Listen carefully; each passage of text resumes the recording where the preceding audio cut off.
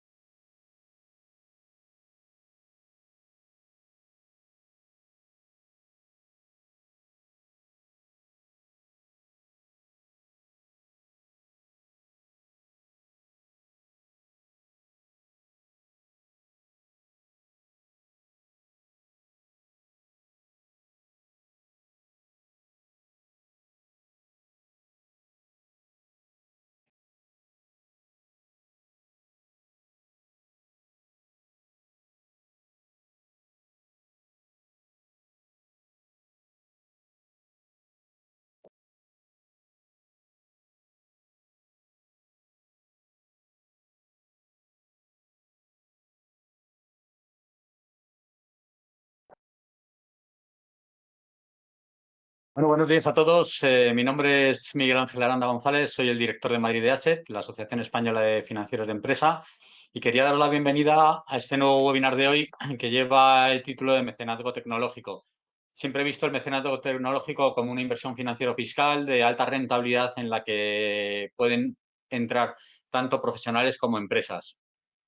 Este webinar está patrocinado por una empresa que se llama Caudal. Caudal es una empresa líder en todo el tema de mecenazgo tecnológico, que ayuda a diferentes empresas, sobre todo en proyectos de I+D, y además también pone en manos de inversores, de posibles inversores o mecenas, la posibilidad de invertir en estos proyectos.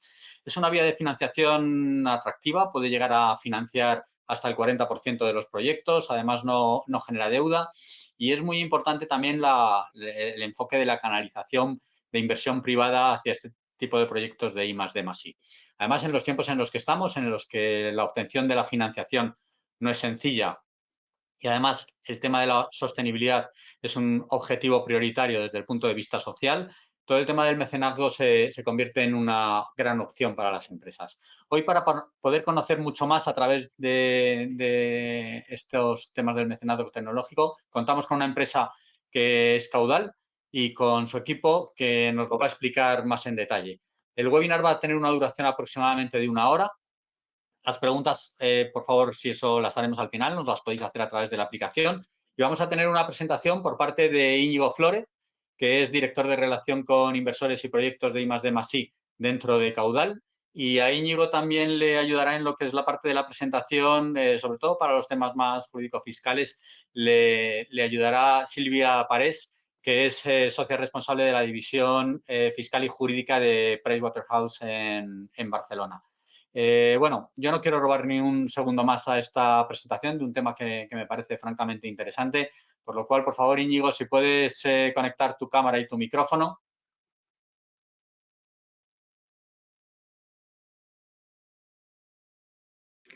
Buenos días, ¿se me oye bien?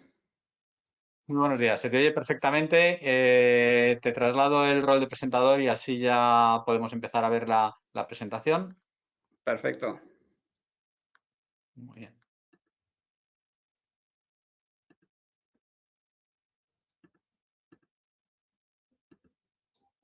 Sí, ¿Se ve? perfecto, se ve perfectamente. Pues Estupendo. directamente te dejo. Muy bien, pues Miguel Ángel, muchísimas gracias por la presentación y bueno, a la asociación por su amabilidad a la hora de acoger esta actividad que, bueno, pensamos que está siendo un instrumento muy bueno para dar a conocer a empresas que se asoman por primera vez a este instrumento, que, bueno, pues a muchos quizá os resulte bastante nuevo, otros quizá ya los conozcáis. Estamos todavía, a pesar de que llevamos ya unos cuantos años operando en el mercado, pues en esa fase, como se dice en el mundo de las startups, de evangelización, ¿no? De explicación qué beneficios tiene, por qué va creciendo de año en año de una forma tan sistemática y, bueno, pues este foro nos parece muy adecuado, ¿no? Para ponerlo en marcha. Brevemente, por introducirme a mí mismo y para que un poco entendáis también el contexto de esta presentación, yo, bueno, pues todo mi desarrollo profesional ha estado relacionado con el mundo de la innovación y la tecnología, en centros públicos de investigación, como emprendedor en startups de base tecnológica. También, pues, eso me llevo 1 año a Silicon Valley. He tenido que trabajar para grandes corporaciones en temas de estrategia de innovación y últimamente muy metido precisamente en el diseño y desarrollo de nuevos instrumentos de financiación de la I+D, ¿no? Ahí es donde Caudal tiene un papel fundamental en el ecosistema español de la financiación privada no dilutiva de la I+D. Y en ese sentido, pues, bueno, pues digamos que las posibilidades de desarrollo de nuevos instrumentos vemos que va creciendo porque la imaginación es fundamental para dar ese apoyo a las empresas que necesitan financiación para el desarrollo de sus proyectos, ¿no? Es importante a la hora de explicar el instrumento, y me voy a enrollar un poquito en esa parte intentando ir a lo esencial, pero sí que creo que es importante explicar de dónde venimos, de dónde viene Caudal y de dónde viene el grupo, porque si eso no se entiende bien, pues algunos matices del instrumento también quedan un poco más deslucidos, ¿no? Por contar un poquito la historia, es una historia que empieza aproximadamente hace 15 años, de la mano de nuestro presidente, que es Diego Fernández. Diego Fernández es ingeniero por la Universidad Carlos III y su especialidad es la mecatrónica, que es un área pues muy especial, porque al final es un área híbrida que bebe de la ingeniería electrónica, de la ingeniería de telecomunicaciones y de la ingeniería mecánica, ¿no? O sea, esto lo que pone en evidencia es que las personas que se especializan en este campo pues tienen una cabeza pues un poco fuera de lo normal. Lo bueno de que esté dando yo esta presentación y no él es que yo lo puedo decir, ¿no? Y eso les permite a veces dar con soluciones que son pues verdaderamente complejas, ¿no? Él, al terminar la carrera, pues ya empieza a trabajar muy pronto en Airbus. En paralelo está desarrollando su tesis doctoral y se da cuenta que, fruto de esa investigación, pues sale de su cabeza una tecnología que podría aplicar en el ámbito aeroespacial, ¿no? Ahí decide constituir su primera empresa y esa primera empresa, pues prácticamente su primer cliente es la Agencia Europea del Espacio. Un poco por poner en contexto, pues un poco las cualidades de este hombre, ¿no? Efectivamente consigue resolver problemas para la Agencia Europea del Espacio, consigue llamar la atención de la NASA y llega un momento en que la NASA le plantea un reto que ni la propia NASA era capaz de resolver. No solamente es que no fuera capaz de resolverlo, es que la NASA había llegado a la conclusión de que no existía una solución técnica para ese problema que se planteaba, ¿no? Bueno, pues Diego puso su equipo a trabajar y en cuestión de un tiempo bastante razonable consiguió dar con una solución que resolvía el problema. Y con esto quiero decir que es uno de esos ejemplos extraños, atípicos, de ingeniero brillante que tiene la suficiente intuición de mercado como para conseguir desarrollar soluciones muy prácticas, pero a partir de unas bases científicas que son complejas y que normalmente beben de diferentes disciplinas científicas, ¿no? Otra cualidad que tiene es que es un emprendedor nato. O sea, del mismo modo que vio pronto que tenía sentido montar su propia empresa, pues digamos que no era un emprendedor al uso en el que se especializa en un ámbito muy concreto, crea una empresa y prácticamente no se mueve de ese sector, sino que tenía también la intención clara de ir saltando a nuevos verticales, pero siempre de la mano de la tecnología. Es decir, lo que nos define, y ahí explicaré un poco el entronque de caudal con lo que Diego ha ido montando, que es el grupo Arquimea, lo que nos define es la capacidad de hacer I+D que resuelva problemas reales, problemas sociales, problemas globales, pero también problemas muy específicos de las corporaciones, ¿no?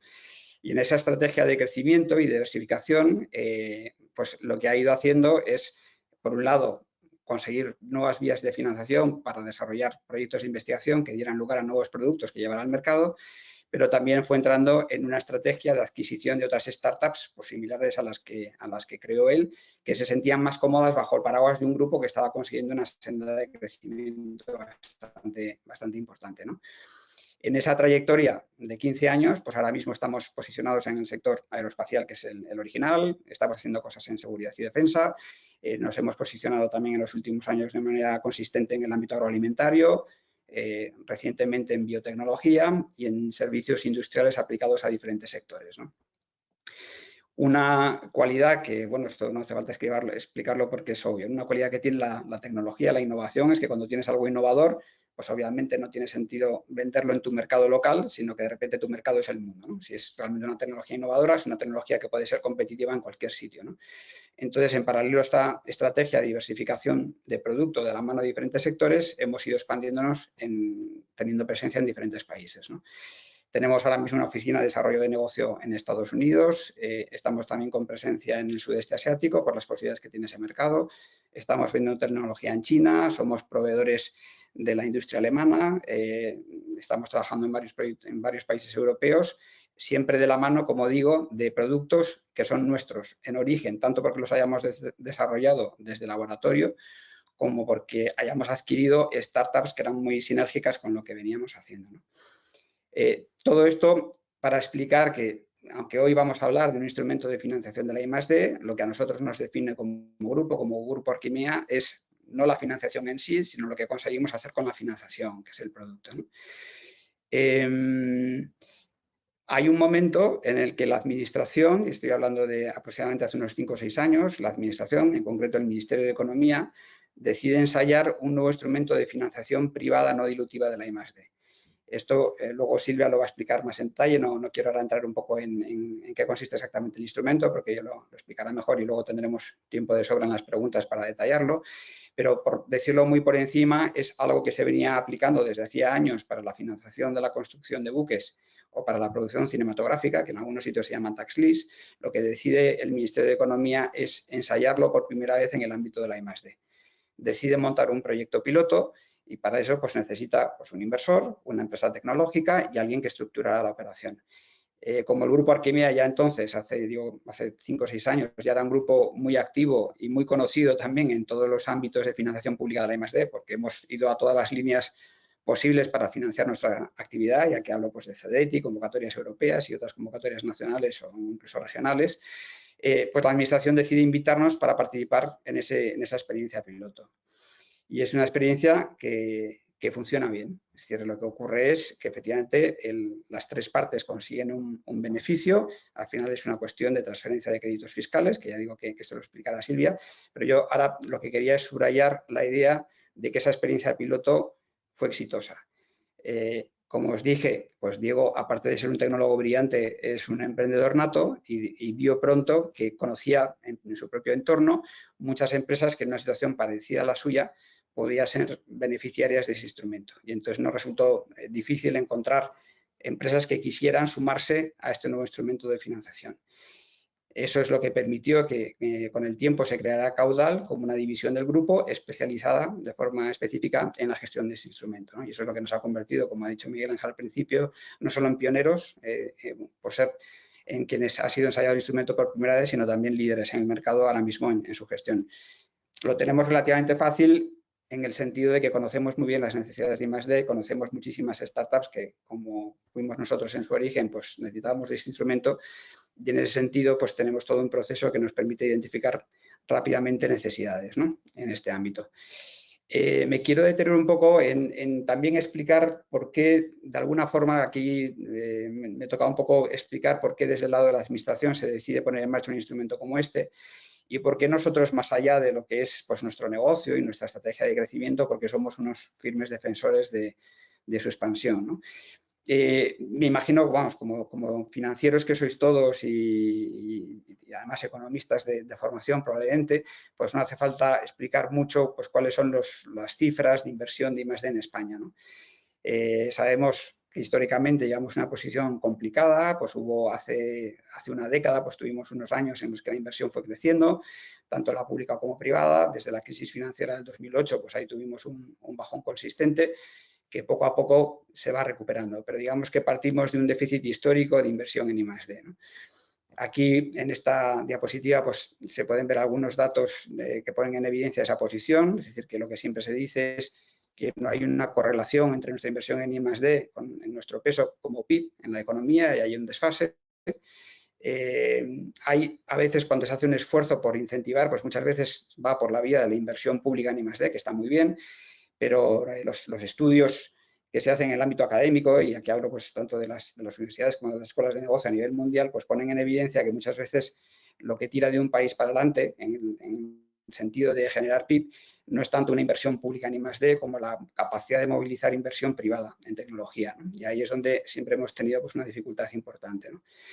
Sí que es cierto que en los últimos años pues, ha habido un incremento, una ligera recuperación de esa inversión en I+D, tanto en el ámbito público como en el ámbito privado, pero si se corresponde con el PIB del país, los datos no salen bien. Es decir, los países de nuestro entorno, en general, tanto de la Unión Europea como otros países, pues en los últimos años han actuado más rápido y mejor, ¿no? Entonces, de alguna forma, en términos relativos, en términos comparativos, pues parece que en lugar de ir para adelante vamos un poquito para atrás, aunque las cifras absolutas vayan mejorando, ¿no? Aquí tenéis pues, algunos datos que también son más o menos conocidos de cuáles son las comunidades y los entornos donde la inversión en I+D suele ser más activa. Y digamos lo que, repasando un poco, preparando esta presentación, hay un informe, no sé si conocéis, la Fundación Cotec, que es una fundación muy activa en la realización de análisis y de informes relativos a la innovación y de alguna forma ha sido la entidad que en España fue líder en empezar a hablar de la innovación como motor de la economía de un país. Y su último informe pues, pone en evidencia dos datos que a mí la verdad es que se te cae un poco la alma a los pies, ¿no? Ocurre que por primera vez Grecia y Polonia nos han superado en inversión en I+D. Y, bueno, y Portugal, que ya nos lleva cierta ventaja, la está ampliando, ¿no? Eso quiere decir que bueno, pues algo nos está ocurriendo. Parece que hay un gap entre el discurso público relativo a la necesidad de implantar un nuevo modelo productivo y luego la capacidad real de llevar ese modelo a la práctica, ¿no? Nosotros en esta empresa pues somos muy partidarios, pues obviamente queda evidente que somos unos defensores natos ¿no? Pues, obsesivos incluso de ese nuevo modelo productivo basado en la tecnología, pero no lo hacemos porque sea una especie de mantra de que si investigas mucho las cosas te van a ir bien. La experiencia dice que tenemos una base de investigación pública muy buena, que se traduce en los rankings de índices de productividad de papers en revistas de alto impacto científico, ahí normalmente España sale muy bien, pero lo que vemos es que hay un gap enorme a la hora de que eso se traduzca en mayor capacidad productiva y mayor competitividad, ¿no? Nosotros tenemos la idea que está respaldada pues, por estudios al respecto de que la I+D que realmente levanta un país es esa I+D que va muy enfocada a diseño de nuevos productos que sean competitivos. Es decir, que una investigación de base en un laboratorio todavía está lejísimos de que pueda convertirse en un producto que realmente impacte en la cuenta de resultados de una organización. Mientras eso no ocurra, pues estamos en esa especie de travesía en el desierto, ¿no? De total incertidumbre.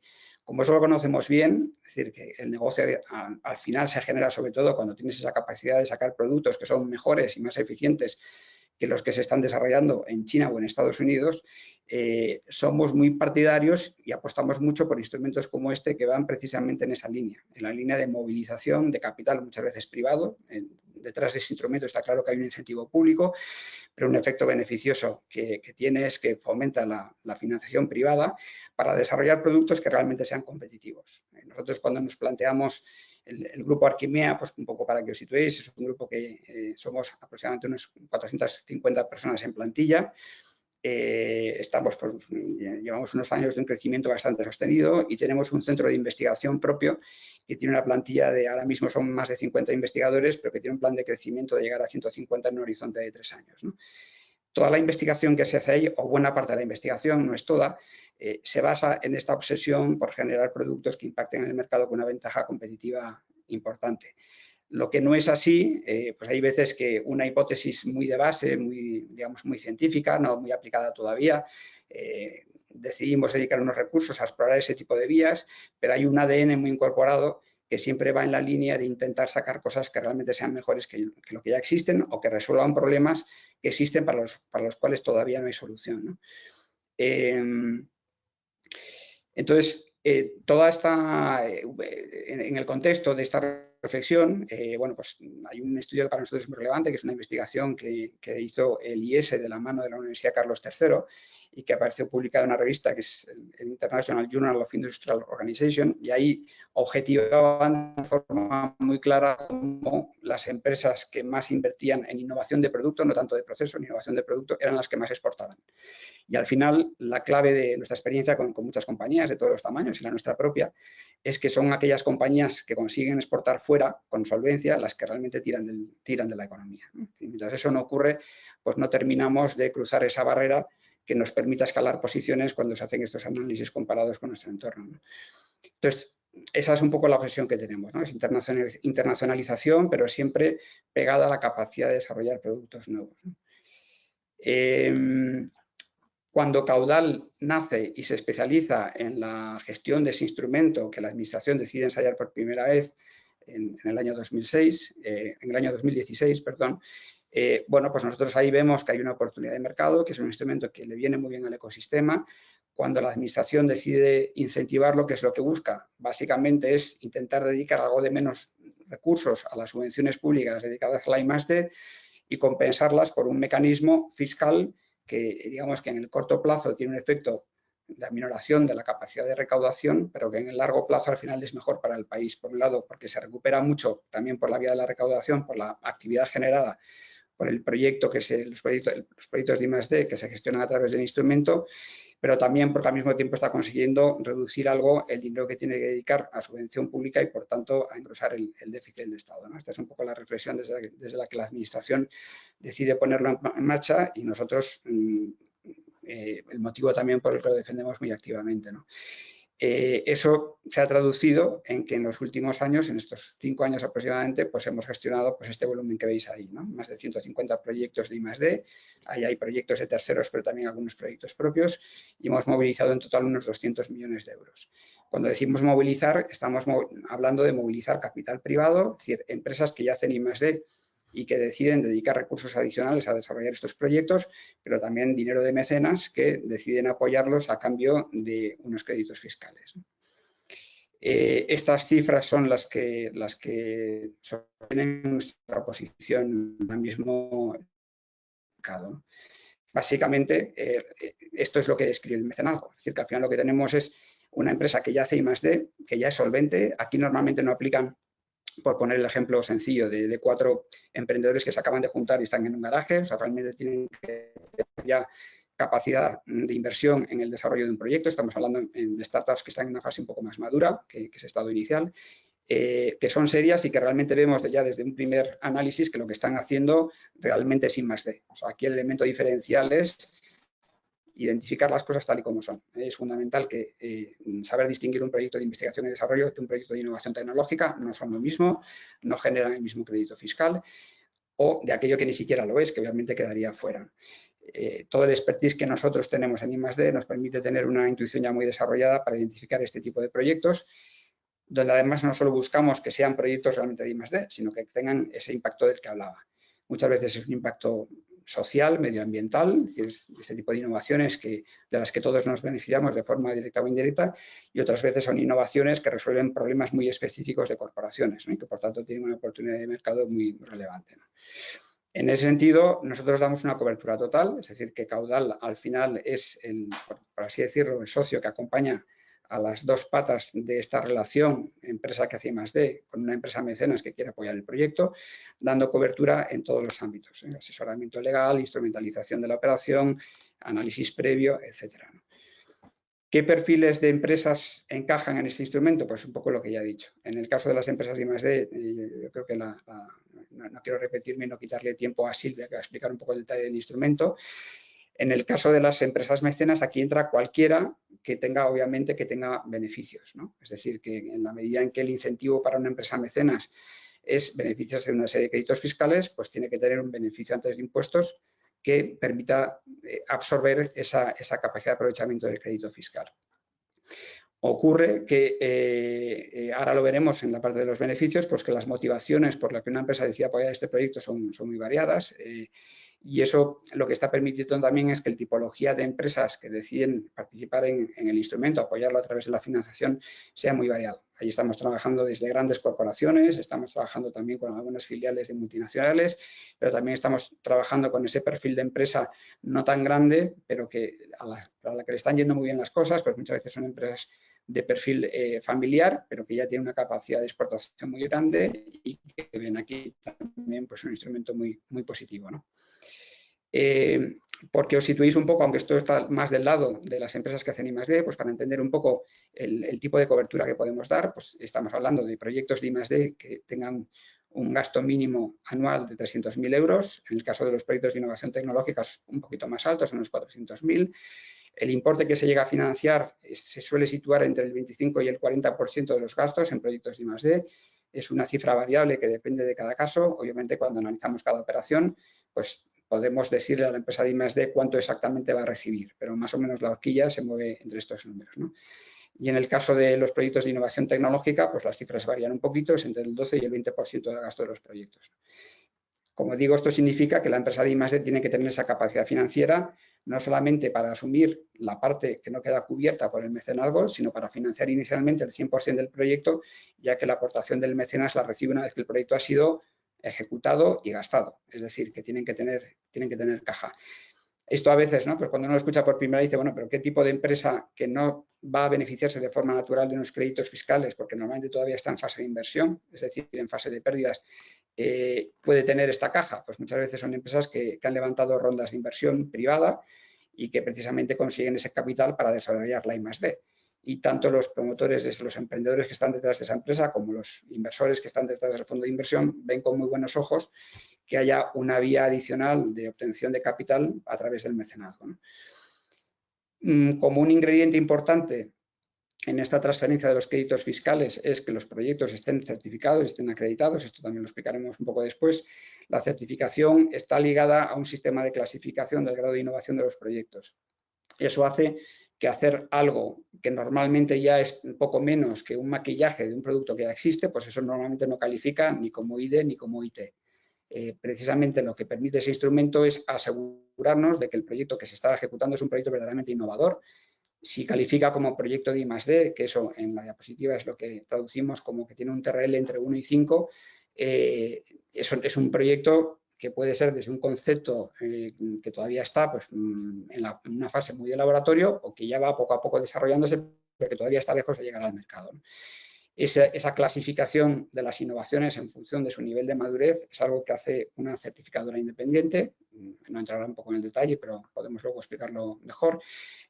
Pero digamos que pongo esto de manifiesto porque esto es lo que nos asegura que los proyectos que estamos financiando son proyectos que tienen un potencial de innovación global.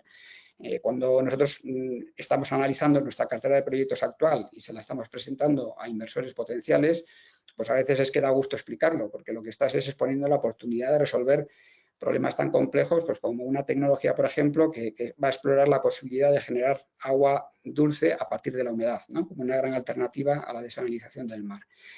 O otro proyecto, ya por irme al extremo más, si queréis, más disruptivo, pues un presunto, ¿no? Esto sí que está muy a nivel de hipótesis científica, nuevo sistema de propulsión aeroespacial que no necesitaría combustible.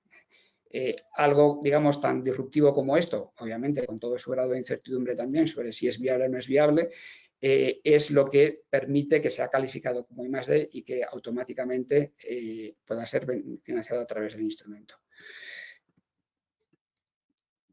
Y luego, por otro lado, pues, esto es algo que hay que estudiar en cada caso, pues normalmente ese instrumento de financiación es compatible con otro tipo de sistemas de financiación, pero digo que depende de cada caso, ¿no? Porque en algunos casos no es compatible con determinadas líneas de financiación pública y entonces ahí la empresa de I+D que recibe los fondos tiene que valorar qué le interesa más, ¿no? Y qué encaja mejor un poco con su situación.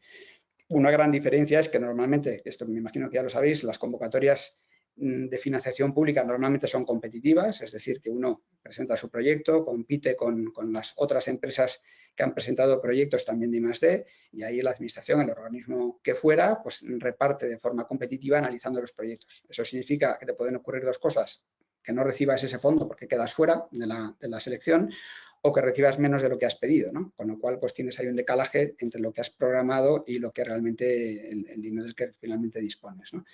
En este caso no, en este caso la empresa de I+D sabe desde el principio de cuánta financiación va a disponer y en qué momento va a disponer de ella, ¿no? Son todas las grandes ventajas. Digamos que donde tiene que poner todo el esfuerzo competitivo, entre comillas, es en asegurarse de que lo que está presentando no es un proyecto que realmente va a calificar como proyecto de I+D o de IT. Una vez que eso lo consigue, pues ahí el instrumento funciona de manera, iba a decir automática en el sentido de que una vez que hay un mecenas, pues esa financiación va a llegar, ¿no? Bueno, pues este es un poco el resumen de lo que le pasa a la empresa de I+D, que encuentra una vía para financiar su I+D sin generar deuda y sin avales de ningún tipo, que los proyectos, como acabo de decir, pues no entran en concurrencia competitiva, con lo cual no hay incertidumbre sobre la financiación, el plazo, etcétera, que van a recibir el retorno económico en un plazo muy determinado y eso les permite planificar con bastante solvencia su estrategia de inversiones en año a año, que la tramitación es relativamente sencilla, es decir, que aquí nosotros ya después de más de 150 operaciones tenemos todos los procedimientos muy definidos. Una cosa que siempre decimos es que no dejamos de ser una empresa de ingenieros y como tales pues nos gusta tener todos los procedimientos absolutamente establecidos, definidos para que no haya ningún tipo de margen de incertidumbre por ninguna de las partes, ¿no? Y además esto, como veremos luego cuando ya sí le explique por un instrumento, es digamos, una capa de valor añadido respecto a hacer las cosas tal y como la administración quiere que se hagan, ¿no? Y al mismo tiempo la empresa de I+D pues recibe una solvencia económica porque al final esa aportación que recibe es una aportación que la recibe en modo de ingreso, ¿no? Es decir, que a la hora de presentar sus cuentas pues esa financiación aparece como un beneficio que le viene muy bien pues a la hora de presentar sus cuentas y de captar nuevos inversores, ¿no?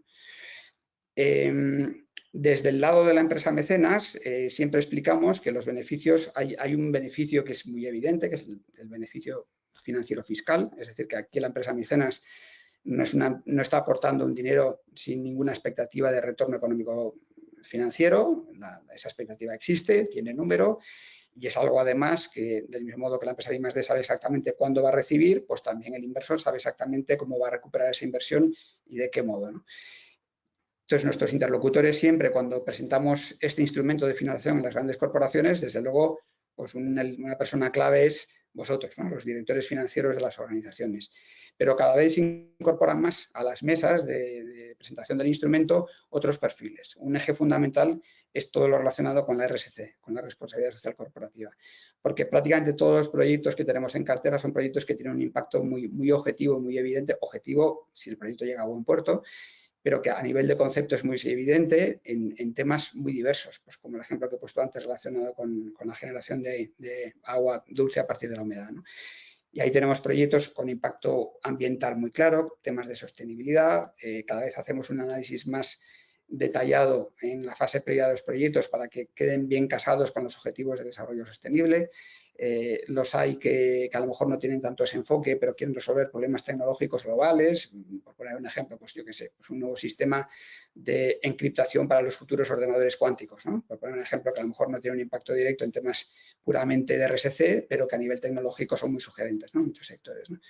Y esto hace que también en estas reuniones pues muchas veces esté el director de comunicación o el responsable de RSC, que al final pues lo que busca es que esto aporte un valor tangible a la organización que entra como mecenas, porque está apoyando innovaciones que potencialmente pueden resolver problemas que son buenos para todos, ¿no? Y cada vez más se nos sientan también en aquellas empresas que tienen cierta base tecnológica, sean grandes o sean más pequeñas, que tengan departamento de innovación y que lo que buscan con esto es apoyar proyectos con los que poder generar sinergias.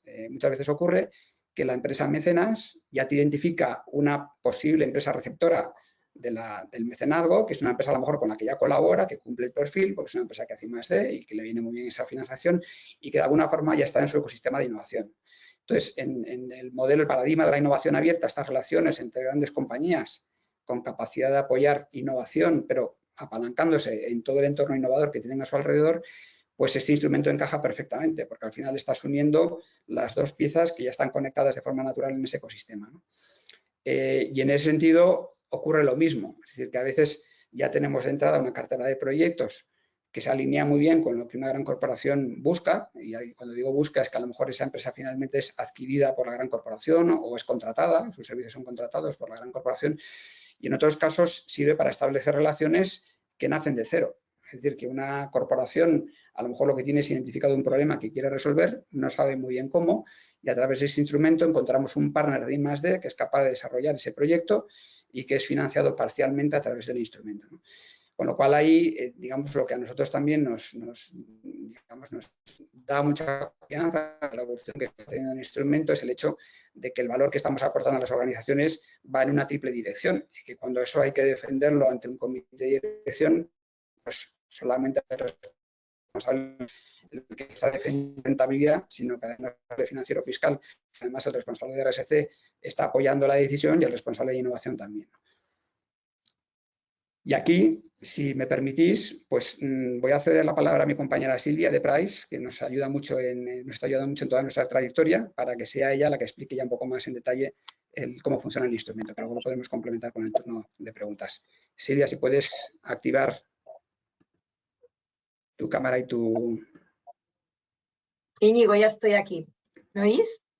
Perfecto, perdona que me he ido un poquito al principio y yo me salgo temporalmente. Bueno, buenos días a todos. Es un placer para mí estar aquí hoy quiero agradecer a ASET y a Caudal que nos haya invitado a PwC a participar en esta webinar. Y lo que pretendemos desde PwC Taxa y Legal es dar una visión de cuál es y cómo funciona esta estructura de mecenazgo tecnológico que Íñigo os estaba comentando. O sea, aquí en Europa hay una tendencia pues, a incentivar todos los proyectos de I+D y España pues, quiere unirse a esta tendencia, como bien Íñigo ha comentado. El problema que tenemos es que no estamos siendo capaces de tener el número de proyectos de I+D que se quiere. Realmente ya hemos visto antes que hemos dicho que la media de Europa es una inversión del 2,13% del PIB y en cambio en España estamos en un 1,25%.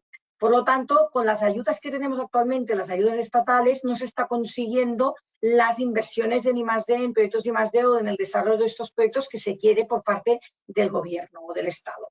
Entonces, lo que se está pretendiendo es, además de las ayudas que ya tenemos de subvenciones o préstamos, que pues hay las típicas convocatorias, como decíamos antes, del CEDETI o de otros organismos que podemos acceder.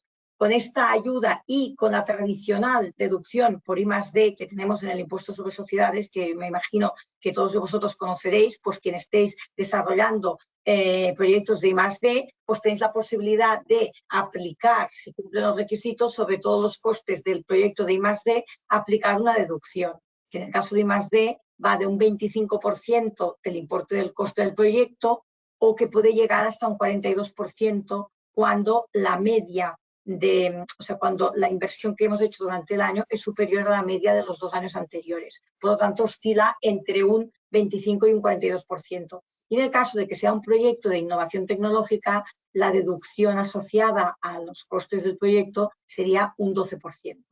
Pues bien, yo cuando me reúno con muchos directores financieros, como los que estáis aquí hoy, pues me preguntan, Silvia, ¿cómo podemos reducir el tipo efectivo de gravamen? Porque es uno de mis objetivos o porque realmente queremos reducir la factura que tenemos con Hacienda, ¿no? Con nuestro partner, que lo tenemos casi como un accionista más de la compañía. Pues para hacer esta reducción del tipo efectivo de gravamen, solo tenemos prácticamente las deducciones y cada vez son más reducidas. Y una de las deducciones es la deducción por I+D+I. Pero evidentemente, para aplicar esta deducción necesitamos un proyecto de I+D+I. Lo que nos está pasando a veces es que tenemos las compañías que serían los inversores que no tienen proyecto, porque a lo mejor en aquel momento no están ejecutando ningún proyecto de I+D+I, y por otro lado tenemos los proyectos de I+D que les falta financiación. Por lo tanto, hay un desequilibrio. Y en este desequilibrio que tenemos, es cuando aparece el mecenazgo tecnológico. De hecho, el mecenazgo tecnológico, toda esta estructura que ahora vamos a comentar, que se hace a través de una AIE, de una agrupación de interés económico, pues viene promovido por la propia administración, porque la administración es consciente de que con las ayudas estatales que tenemos no es suficiente para poder financiar estos proyectos, sino que además necesitamos pues esta inversión privada de las empresas. Por lo tanto, lo que se pretende es potenciar esta figura de mecenazgo tecnológico a través de esta estructura que consiste en invertir en una AIE, igual que se ha hecho en otros campos, como puede ser en el campo de las producciones cinematográficas. Y le llamamos mecenazgo porque realmente va muy asociado a, como ha dicho antes Íñigo, también a la responsabilidad social corporativa o a los objetivos de mejorar el medio ambiente que tienen las compañías. Por eso llamamos mecenazgo y tecnológico, porque evidentemente va asociado a proyectos pues, que sean de I+D y de un avance tecnológico. Entonces, con esta colaboración entre el inversor y el investigador, se consigue unas ventajas muy buenas para las dos partes, porque por un lado, el inversor lo que está consiguiendo es una rentabilidad, que en este caso ya lo veremos, es una rentabilidad fiscal, es decir, tú inviertes un importe, por ejemplo, 1 millón de euros en una AIE y lo que obtienes a cambio es una rentabilidad vía menos pago del impuesto sobre sociedades. No es que recuperes la inversión que tú has realizado, ¿vale? Y por otro lado, tenemos a los proyectos, a los investigadores, a los que tienen proyectos de I+D, que a lo mejor les falta financiación y a través de estos inversores, pues realmente pueden financiar parte de sus proyectos. Por lo tanto, por decirlo de alguna forma, es un win-win, todo el mundo gana, las dos partes ganan. Y todo esto se hace a través de esta estructura de AIE. ¿Y en qué consiste? Lo primero que se hace es crear esta agrupación de interés económico y se hace una ampliación de capital en la que invierte el inversor del que estamos hablando. Entonces, esta AIE lo que hace es encargar el proyecto de I+D a una empresa tecnológica.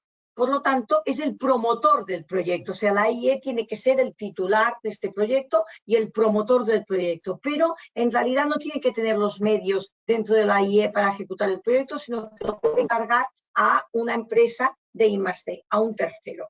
Le hace un contrato y luego, a cambio, la empresa de I+D le entregará el proyecto una vez finalizado. Es importante también que el inversor que invierte en esta AIE invierte un porcentaje del total del proyecto, no invierte el 100%. Oscila, depende del caso, entre un 25%, que antes ya lo ha comentado Íñigo también, y un 40%. Y el resto del proyecto se financia a través de un préstamo de la propia empresa de I+D+I que le da a la AIE para que pueda terminar de ejecutar este proyecto. Entonces, la empresa de I+D+I, al final, cuando termina el proyecto, emite una factura a la AIE por el encargo realizado, por esta prestación de este servicio, y la AIE efectúa el pago a la empresa de I+D+I, pues una parte vía lo que ha puesto el inversor y otra parte vía el préstamo que ha recibido. Entonces, de esta forma, ¿qué sucede? La AIE tiene un proyecto de I+D activado en su balance que lo tiene que amortizar. Bueno, puede estar activado o no, depende de cada caso, pero el tema es que se generan unos gastos en la propia AIE. Y además, y no tiene ingresos, o sea, solo tenemos gastos. Y además se genera una deducción por I+D. Estas entidades, estas AIEs, son unas entidades que tributan por imputación de rentas. Yo creo que muchos de vosotros ya lo sabréis, que lo que hacen es transparentar sus bases imponibles y sus deducciones a los accionistas, a los inversores. Por lo tanto, todo el gasto generado en la AIE, que son al fin y al cabo bases imponibles negativas, se transparenta al inversor y toda la deducción por I+D+I también se transparenta al inversor. De forma que al final la rentabilidad del inversor viene derivada de un tema fiscal de todas estas bases imponibles negativas que recibe por imputación de la AIE y que por lo tanto le hacen pagar menos impuestos y menos factura fiscal, y de estas deducciones por I+D+I que también aplico en mi deducción en la cuota y pago menos impuestos. Evidentemente, lo ideal es tener un inversor que esté en una situación de beneficios y que su cuota frente a la administración tributaria sea positiva, ya que de lo contrario no es tan eficiente, ¿vale? Porque podrás aplicarlo en un futuro, pero tardarás más. Por lo tanto, estamos hablando de inversores en una situación de beneficios que lo que hacen es esta inversión y a cambio reciben unas bases imponibles negativas, se le transparentan, y unas deducciones. Y con ello lo que hago es reducir mi factura fiscal delante de Hacienda. Por lo tanto, al final obtengo una rentabilidad que normalmente es de, si he invertido 1 millón, obtengo una rentabilidad más o menos que es de 1,35. Esa es la rentabilidad que obtengo y además es una rentabilidad que se obtiene en un periodo de tiempo bastante rápido, ¿vale? Entonces, con todo esto, lo que estamos haciendo es, primero, estamos ya promoviendo las actividades de I+D+I en España, que es uno de los objetivos que tiene pues, como país, que tenemos como país. Y además, también las compañías están alineando sus objetivos de responsabilidad social corporativa y de ESG, que ahora está tan de moda, que todo el mundo habla de como unos objetivos estratégicos en este ámbito del cambio climático, etcétera. Por lo tanto, podemos alinear también estos proyectos con los objetivos de RSC y ESG que tenga la compañía. Y al final, tenemos que tener en cuenta que yo tendré este retorno de la inversión, esta rentabilidad de la inversión a través de un menor pago de impuestos sobre sociedades, ¿vale? Y lo que tenemos que ver también es que esta figura, la propia administración tributaria la ha potenciado por este hecho que hemos comentado antes de que faltaba inversión pública. Con la inversión pública no es suficiente ejecutar todos los proyectos de I+D. Por lo tanto, se ha potenciado esta inversión también privada. Y lo que tenemos son varias consultas de la Dirección General de Tributos muy detalladas. En el año 2014 hay 4 consultas y luego ha habido varias en el 2015 y 2016 en la que se detalla exactamente cada uno de estos puntos que yo he ido comentando de cómo se debe realizar este tipo de inversiones. Por lo tanto, tenemos un marco pues, de seguridad en este ámbito desde el punto de vista de la administración tributaria. Y luego también hemos tenido varios pronunciamientos del ICAC en los que se dice cómo se debe contabilizar esta inversión, que también se ha pronunciado al respecto. O sea, en realidad tú lo estás contabilizando como una inversión financiera y realmente esta inversión financiera se va a dar de baja a medida que vayas recibiendo la rentabilidad vía menos pago del impuesto de sociedades. Es decir, yo contabilizaré mi impuesto sobre sociedades, mi deuda tributaria con la administración, pero luego yo a medida que pague menos porque tengo esta inversión en la IE, voy a ir dando de baja este importe que he invertido en la IE, esta inversión financiera.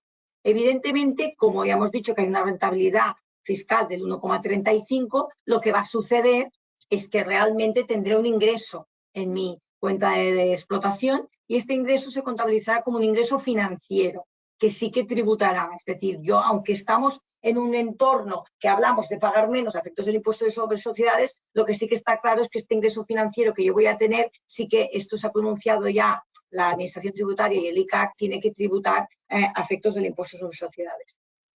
En definitiva, con todo este sistema, lo que estamos consiguiendo es incentivar el I+D en nuestro país, que nos hace falta, reducir la factura tributaria de las empresas, que es un objetivo que yo creo que tienen todas las compañías, dentro de un ámbito legal, pero reducir la factura tributaria, que siempre pues todas las entidades quieren reducir su tipo efectivo de gravamen, y también asociar estos proyectos a su responsabilidad social corporativa y objetivos estratégicos de ESG, porque podemos intentar pues que sean proyectos que estén un poco relacionados con la actividad que está haciendo la empresa o su política, ¿no?, de RSC. Yo creo que con todo esto os hemos dado una pincelada de lo que es estas estructuras, y creo que ahora lo que podemos hacer, por si han habido dudas de las explicaciones que hemos realizado, pues pasar al paso de preguntas, que algunas quizá ya las habéis enviado, pero bueno, que abrimos ahora 10 minutos de preguntas para los que tengáis algunas dudas al respecto. Muchas gracias.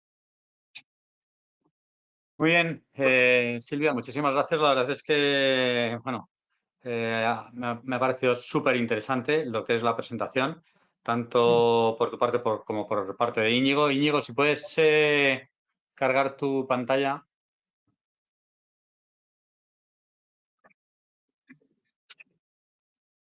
Muy bien. Oye, os voy a trasladar una serie de preguntas que ha habido, que creo que quizá a lo mejor algunas de ellas además pueden ayudar a entender un poquito mejor la operación.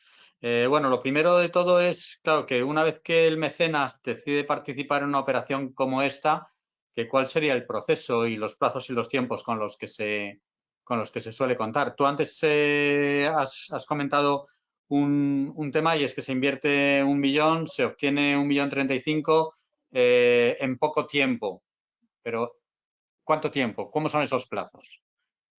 A ver, también dependerá de los proyectos. Digo, tú también introduce lo que consideres oportuno, pero realmente muchas veces pues se está invirtiendo en un proyecto a mitad de año, ¿vale? Y tú realmente, o ahora, por ejemplo, en este trimestre que nos queda hasta finalizar el año, y tú realmente vas a recuperar o vas a recibir esta rentabilidad si cierras según el año natural, pues el 25 de julio, ¿no?, del año que viene, cuando presentes tu declaración del impuesto sobre sociedades. Por lo tanto, es bastante rápido.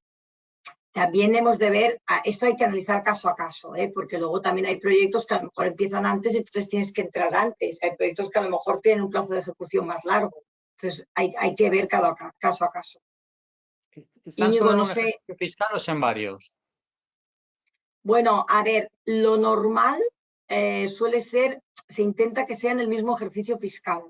Lo que pasa es que hay en algunos proyectos que puedas tener varias fases y que entonces vaya a más de un ejercicio fiscal. Pero lo normal es tú invertir, por ejemplo, en el año 2021 y recuperar tu inversión o tu inversión más rentabilidad vía el impuesto sobre sociedades el 25 de julio del año que viene.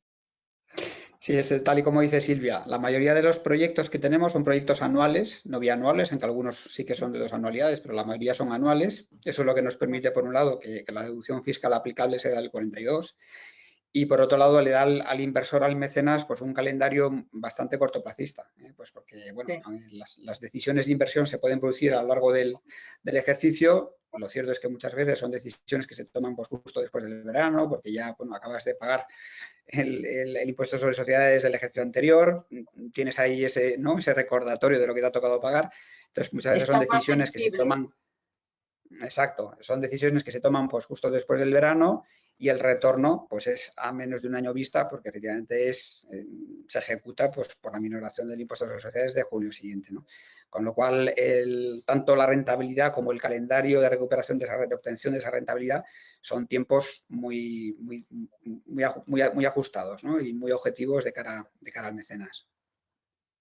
Interesante. Una pregunta que nos hacen es si la inversión está garantizada. Hombre, la inversión no está garantizada, es decir, tú inviertes 1 millón y nadie digo 1 millón por poner un ejemplo, nadie te devuelve ese millón. Desde la IE no te van a devolver este millón. Tú lo que tendrás es unos beneficios fiscales de 1.300.000 o de 1.400.000, ¿vale? Vía menos pago del impuesto sobre sociedades, pero el millón que tú desembolsas no viene otra vez al inversor. No está garantizado. Sí, pero bueno, yo entiendo si tú haces un buen plan, perdona. Sí, que yo entiendo que toda empresa y todo financiero que nos pueda estar escuchando ahora mismo lo que tiene que tener muy claro es que realmente el beneficio de esta operación se genera desde el momento en el que lo haces, pero lo vas a obtener en la siguiente declaración por temas fiscales, exclusivamente temas fiscales. Exacto. ¿No? Tú vas a hacer una inversión y vas a tener una salida de tesorería y vas a recuperarlo el 25 de julio cuando presentes la declaración pagando menos impuestos sobre sociedades y allí vas a tener la rentabilidad. Ahí, digamos, el riesgo típico que siempre nos preguntan las empresas mecenas, ¿no? Cuando dicen, oye, que puede haber algún tipo de susto, sorpresa, desviación.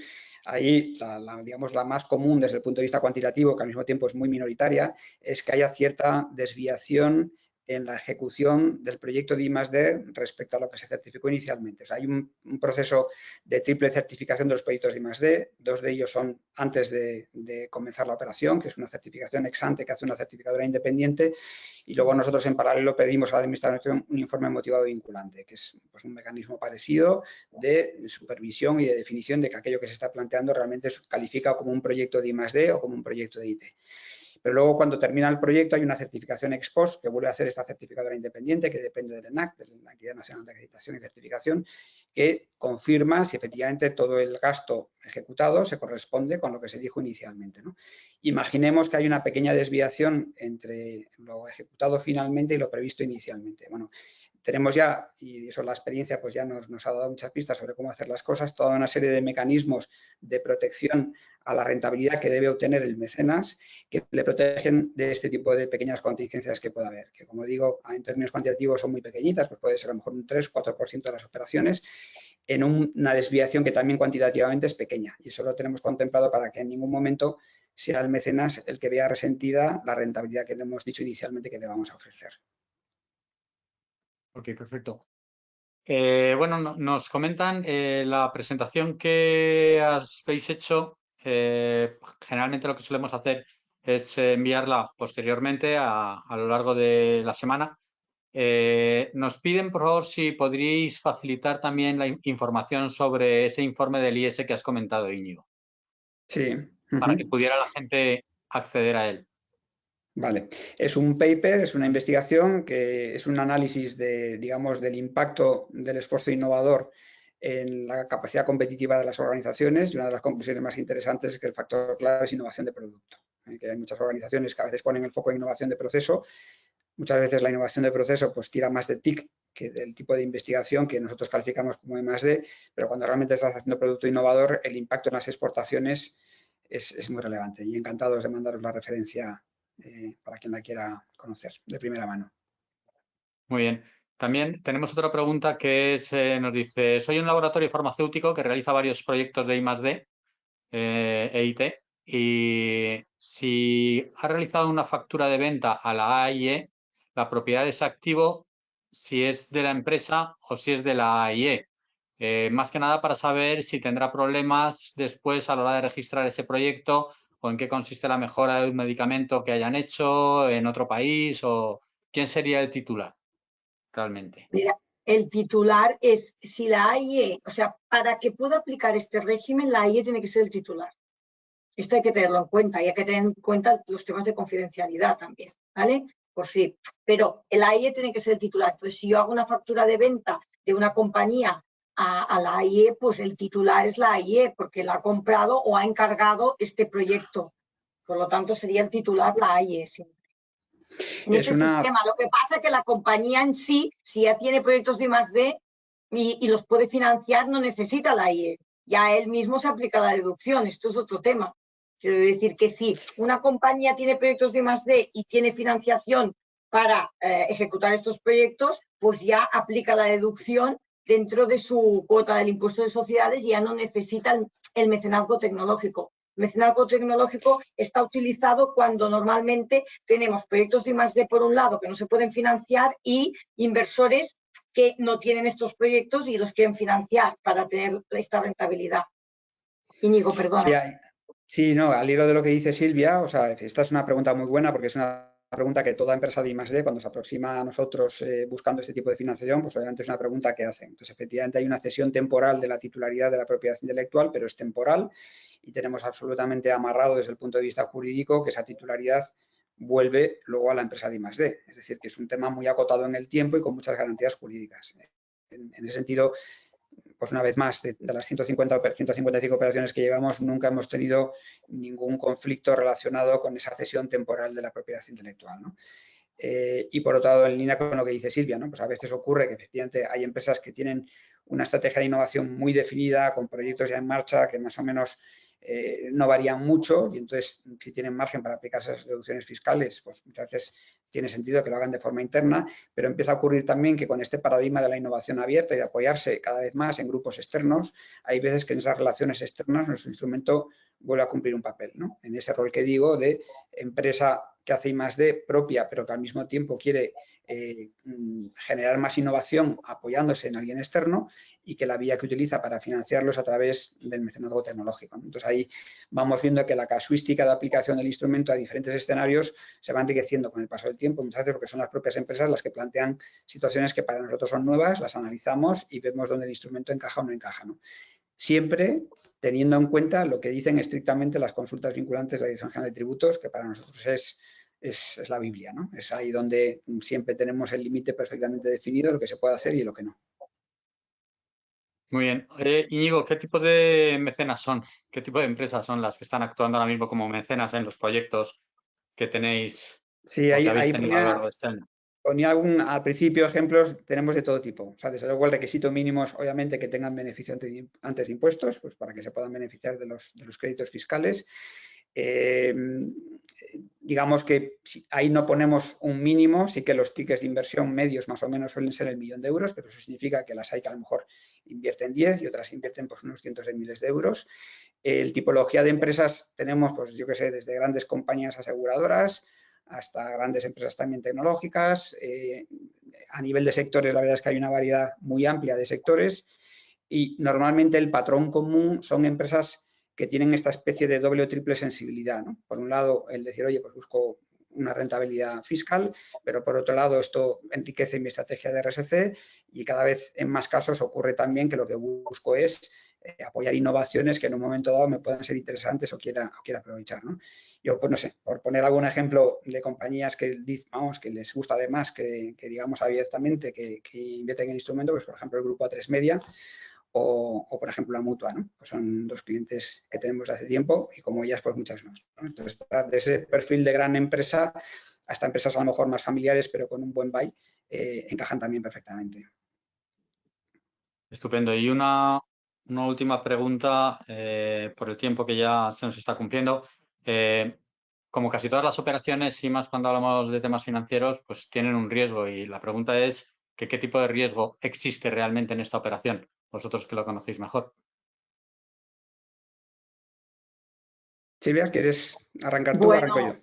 a ver, el riesgo es que algún día alguien te lo pueda cuestionar, pero realmente alguien, quiere decir la administración tributaria, ¿no?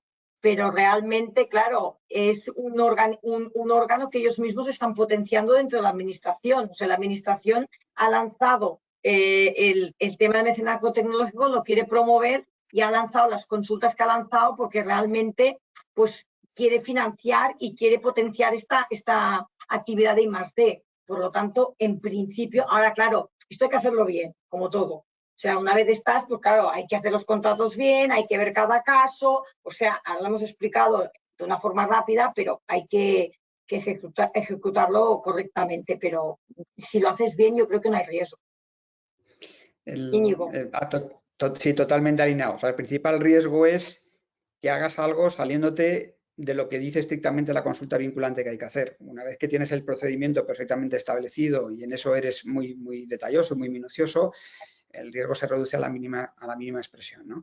Porque al final, si hubiera algún tipo de conflicto, pues porque se levanta algún acta, pues al final lo que mandan son las consultas vinculantes, ¿no? Y en ese sentido, pues cuando, yo qué sé, cuando ha habido algún tipo de incidente, por ejemplo, en operaciones relacionadas con el cine o con los buques, pues normalmente es porque se han hecho cosas saliéndose un poco del espíritu de la letra de la consulta vinculante, ¿no?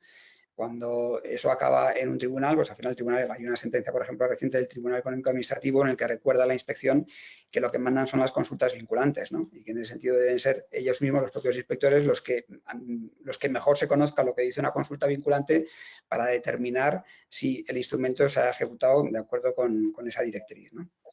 decir que la principal garantía de que todo salga como debe salir es que nosotros hagamos las cosas muy bien. Bien, ha entrado una última pregunta, pero que estaba muy relacionada con lo que tú acabas de contestar, y es que decían, tengo entendido que la Audiencia Nacional está revisando el mecenazgo de cines. ¿Podría pasar lo mismo con el mecenazgo tecnológico? Bueno. Todos los inputs que recibimos, tenemos una relación muy fluida con la administración, pues porque no puede ser de otro modo, y digamos que en la medida en que Caudal nace como una línea especializada en la gestión de ese instrumento, por decirlo de alguna forma, nuestro primer cliente es la propia administración. Si ha sido ella la que quiere que esto se ponga en marcha, pues lo que tenemos que hacer es considerarlos como nuestro primer cliente para que tengan siempre la seguridad de que estamos haciendo lo que exactamente quieren hacer, ¿no? En ese sentido, nosotros no tenemos ningún indicio hasta ahora, y ya digo que tenemos una relación muy fluida, de que la administración se esté planteando tocar el instrumento en algún aspecto, ¿no? Entonces, en ese sentido, vamos tranquilos y seguros, ¿no? En el momento en que decidieran regular algo que cambiara un poquito las condiciones, pues obviamente nos lo dirían, lo sabremos con la suficiente antelación y además, en principio, no aplicaría operaciones que ya se hayan ejecutado, ¿no? Pero digamos que no es... O sea, en esto lo bueno es que como la comunicación es fluida y permanente, pues solemos saber con anticipación si hay previsión de que algo cambie, ¿no? Y hoy por hoy está muy definido. Y luego lo que sí encontramos en comparación con el cine, con los buques, es que nos da la impresión de que la administración ahora mismo ve un poco el mecenazgo tecnológico en I+D es como la niña bonita. O sea, de alguna forma ven que está muy alineado con un cambio de modelo productivo en el país, pues todo el contenido de la ley, de la llamada ley de startups, ¿no? De empresas emergentes, pues respira mucho esta filosofía de un poco lo que decía al principio, ¿no? De fomentar empresas que tengan capacidad de exportar por la vía de la inversión en innovación de producto, ¿no? El instrumento va muy alineado con esa dirección y de alguna forma pues nosotros percibimos que la administración dice, oye, pues puestos a invertir en tax lease, pues la I+D es de las cosas que más allá de apoyar a una empresa de I+D, pues beneficia al país, ¿no? Y bueno, eso lo estamos notando día a día. Pues muchísimas gracias, Íñigo, muchas gracias, Silvia. Yo, como pequeño resumen que suelo hacer siempre en los webinars, creo que es importante mencionar que, bueno, pues todo el tema del mecenazgo tecnológico que hoy hemos estado viendo, pues incentiva el I+D, reduce la factura tributaria para la empresa que es mecenas, además se asocia a proyectos que están muy relacionados con todo el tema de responsabilidad social corporativa. Creo que tenemos dos figuras claves, ¿no? Que son, lógicamente, la empresa y el mecenas, desde el punto de vista de la empresa, que obtiene financiación y que no es ni deuda ni avales y que es una tramitación sencilla y que aporta solvencia económica. Y desde el punto de vista del mecenas, pues evidentemente que se obtiene un beneficio financiero fiscal muy interesante, tal y como nos ha comentado Silvia, y que las áreas claves para poner en marcha todo esto pues son finanzas y especialmente el área de RSC, de responsabilidad social corporativa, obteniéndose unas rentabilidades mediante créditos fiscales y por reducción del pago de impuestos de sociedades que son muy interesantes. Yo os animo a aquellas empresas que os podáis sentir que o por la vía de mecenas o por la vía de empresa os pueda resultar interesante, que lo investiguéis más. Empresas como Caudal indudablemente os van a ayudar en todo el proceso. Creo que son fundamentales en lo que es el cierre de este tipo de operaciones y tan solo animaros a que lo estudiéis. Y por otro lado ya, pues nada, agradecer a Silvia y a Íñigo, especialmente también a Caudal y Price por habernos hecho conocer de una forma más cercana todo el tema del mecenazgo tecnológico, muy interesante y por ahora creo que muy desconocido en España. Y deciros a todos que os esperamos en la próxima semana en un próximo webinar de ASET. Muchas gracias, Miguel Ángel, ha sido un placer. Gracias, Miguel Ángel, un placer. Muy bien. Adiós, adiós a todos. Hasta luego. Adiós.